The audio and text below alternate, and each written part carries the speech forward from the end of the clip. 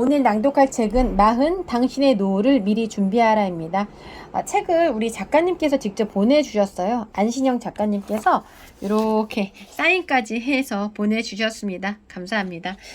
제가 이 책을 읽어보니까요. 제목은 마흔 당신의 노후를 준비하라지만은 20대, 30대 포함해서 미리 노후를 준비하고 싶다 하는 분들은 이 책을 좀 미리 읽어봐도 좋을 것 같습니다. 1장 마흔 은퇴를 준비하기 딱 좋은 시기 7가지 부자 습관 쌓기. 2장 40대 평범한 근로자로 산다는 것은. 3장 50대 은퇴하면 어때? 4장 60대 노후는 어떤 모습으로 살고 싶은가? 5장 노후 근로는 멈추어도 투자는 계속되어야 한다. 6장 노후를 준비하는 자산 증식 7단계. 자, 그러면은 저는 일단 1장부터 좀 낭독을 한번 해볼게요. 제목이 마흔 당신의 노후를 준비하라. 그러니 마흔부터는 좀 노후를 준비를 해야 된다. 그런 개념이거든요. 자, 낭독을 해보겠습니다. 마흔 은퇴를 준비하기 딱 좋은 시기 7가지 부자 습관 쌓기. 예, 원하는 것 알아보기. 오늘 점심은 뭐 먹을까? 오늘 저녁은 뭐 먹을까? 매일같이 반복되는 질문이다. 글쎄, 오늘은 뭐 먹지? 당신은 먹고 싶은 거 있어? 다시 반문한다.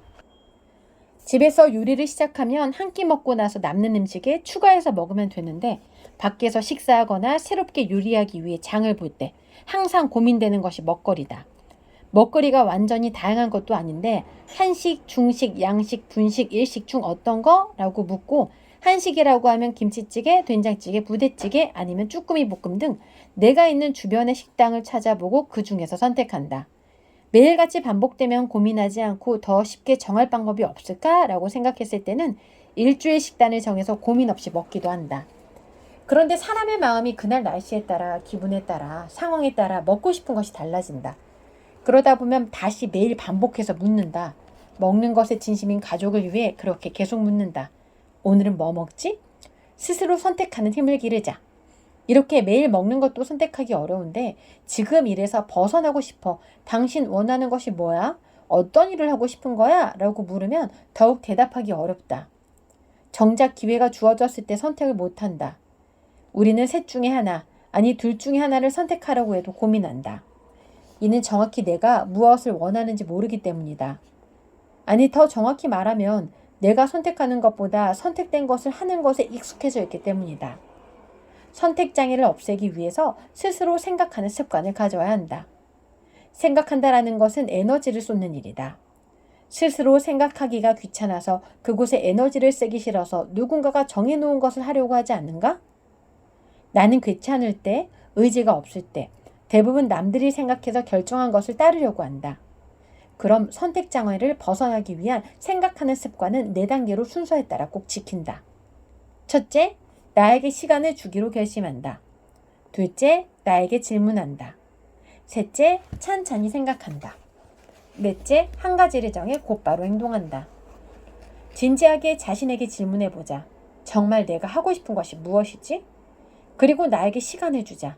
빨리 결정하라고 보채지 말고 찬찬히 여유 있게 돌아보라고 시간을 줘야 한다. 즉, 나에게 시간을 주기로 하고 질문을 던지고 생각한다. 생각의 시간을 가진 후 나는 무엇을 하고 싶어 라고 선택을 했다면 그 다음에는 곧바로 행동해야 한다.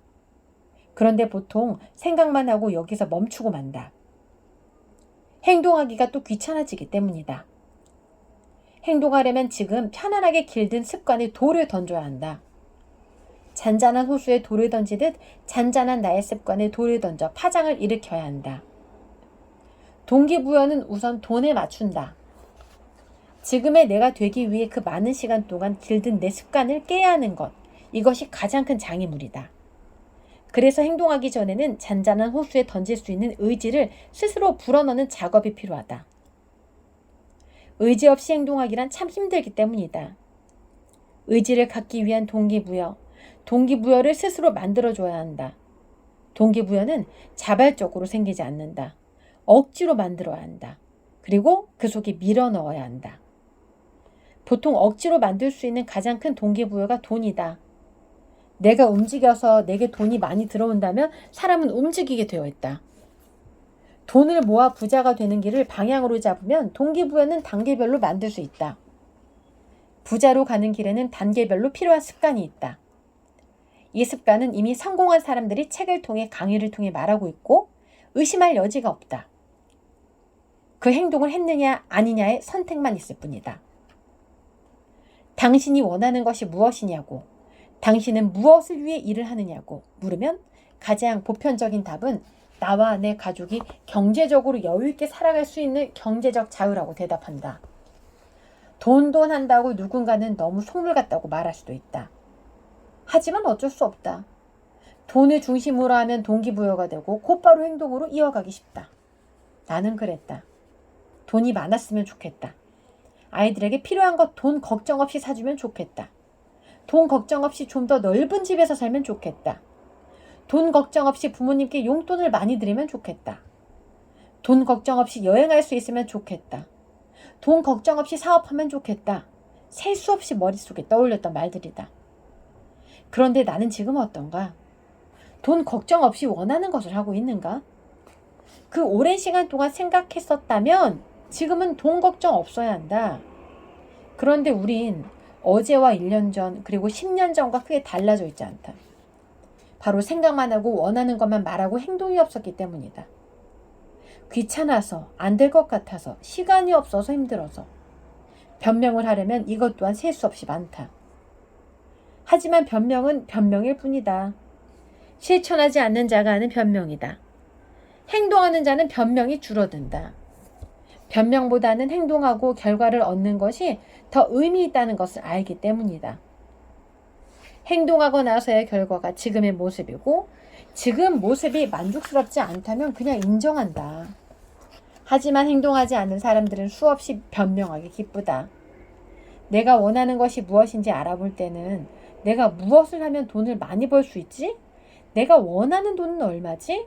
나는 그 돈을 벌면 무엇을 할까라고 돈을 많이 벌었을 때의 모습과 환경을 상상해서 청사진을 펼쳐보아라. 내가 원하는 나의 모습을 그려보자. 화가가 밑그림을 그리는 것처럼, 건축가가 설계도를 그리는 것처럼, 직장인이 기획서를 작성하는 것처럼, 작곡가가 악보를 그리는 것처럼 일단 시작해보자. 원하는 모습의 청사진을 눈앞에 펼쳐보아라. 이것이 바로 부자 습관의 첫 단계다. 이 변화를 모색해야 지혜가 생긴다. 영화 보고 싶은데 라고 말하면 남편은 여기서 골라봐 라고 대답하며 아이패드를 건넨다. 넷플릭스, 티빙 등 다양한 플랫폼에 다양한 장르의 영화가 나온다. 영화의 선택은 그날의 기분에 따라 달라진다.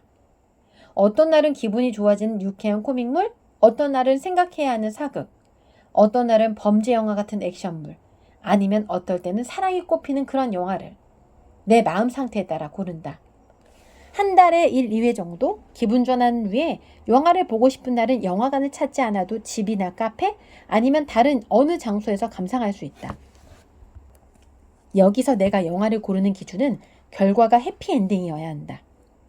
과정은 험난했어도 결과는 행복이어야 한다. 그래야 볼맛이 난다. 과정도 힘든데 결과도 힘들다면 이것을 보는 이유가 없다. 영화를 보는 것은 내게 힐링이어야 한다. 기분 전환이어야 한다. 보고 나면 행복해야 한다. 왜냐하면 나도 내 인생의 시나리오를 쓸 것이기에 기대하게 하는 결과물이 좋다. 오늘은 40 당신의 노후를 미리 준비하라의 일부를 낭독을 해보았습니다. 이제 직장은 여러분의 삶을 책임지지 않습니다. 영원할 수가 없기 때문에 미리미리 당장 은퇴를 하지 않더라도 준비를 하는 게 좋지 않을까. 노후를 위해서 이런 생각을 해보면서 낭독을 해보았습니다. 40 당신의 노후를 미리 준비하라. 안신영 즈음 출판사 넥스웍입니다.